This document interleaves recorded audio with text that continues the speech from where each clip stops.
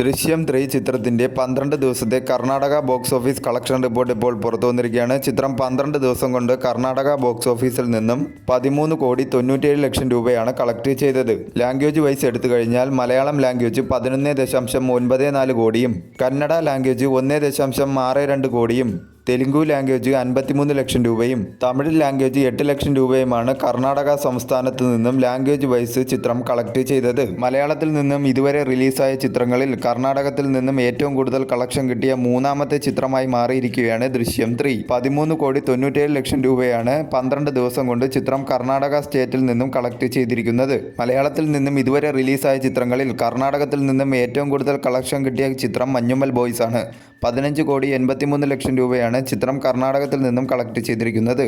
ദൃശ്യം 3 ആ റെക്കോർഡ് തിരുത്തുമോ ഇല്ലയോ എന്ന് വരും ദിവസങ്ങളിൽ കണ്ടറിയാവുന്നതാണ്. ചിത്രം റിലീസ് ചെയ്ത് 12ാം ദിവസമായ ഇന്നലെ ചിത്രം കർണാടകത്തിൽ നിന്നും 16 ലക്ഷം രൂപയാണ് കളക്ട് ചെയ്തത്. മികച്ച രീതിയിലുള്ള ബുക്കിംഗും കളക്ഷനുമായി ചിത്രം മുന്നേറിക്കൊണ്ടിരിക്കുകയാണ്.